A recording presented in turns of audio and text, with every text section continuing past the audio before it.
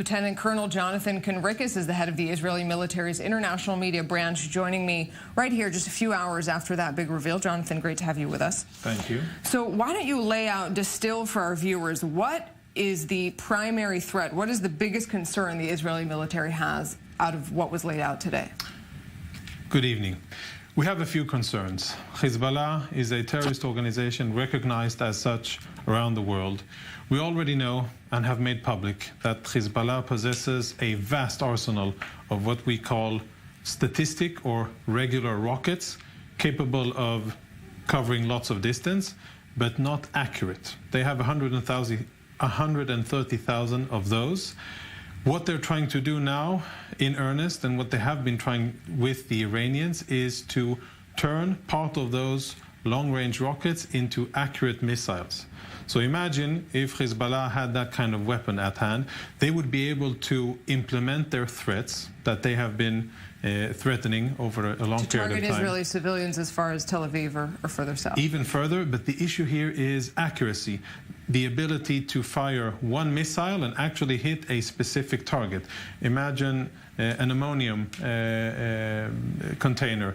Imagine hazardous material, sensitive facilities, etc. And unfortunately, we know that Hezbollah is a ruthless terrorist organization that will use any weapons at hand in order to kill Israeli civilians. They have done so in the past, and they have threatened to do so in the future. So this is something that the Israeli military and defense establishment has obviously been tracking for years and years. Indeed. Why come out with this today? Why come out with it in this very public fashion, and especially in a week where we've seen a series of mysterious airstrikes across the Middle East on Iranian targets?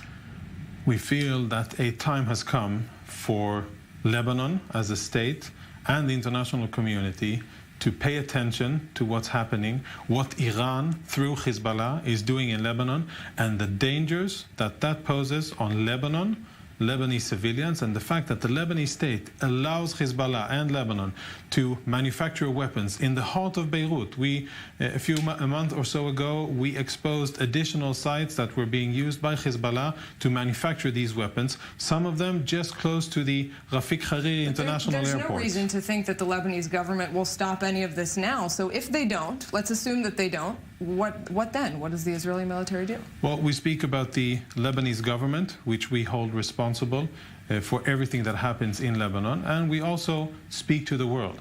What we're doing now essentially is also part of a long effort which didn't start today, more than a year ago, where through diplomatic channels, through the UN, through other countries of influence and importance in the region and the world, we've been trying to communicate this message.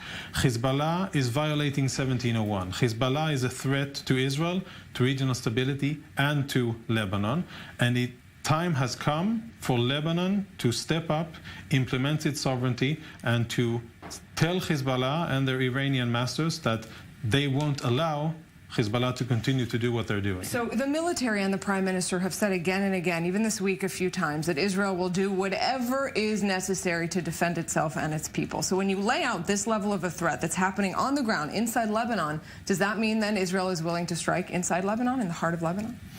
I won't elaborate about that, but I can just reiterate and say that we are definitely very committed, and we have indicated to Hezbollah and to their Iranian masters that we are both prepared and ready to defend Israel, Israeli civilians. Last Saturday, the Quds force from Syrian soil tried to attack Israel using killer drones, attack drones, to fire them at Israeli targets in the north.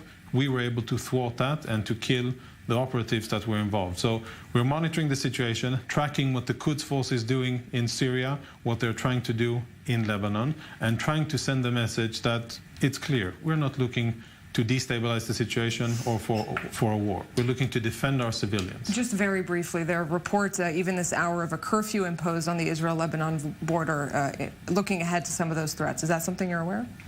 Well, the situation along the northern border, the blue line, is under control. It is tense. We are definitely looking at what Hezbollah is trying to do on the other side, anticipating and preparing accordingly. Now, I won't go into details, but the bottom line about civilians is that routine life continues as before. There are no restrictions for civilians. And as to the military, we're taking necessary steps to contain the situation.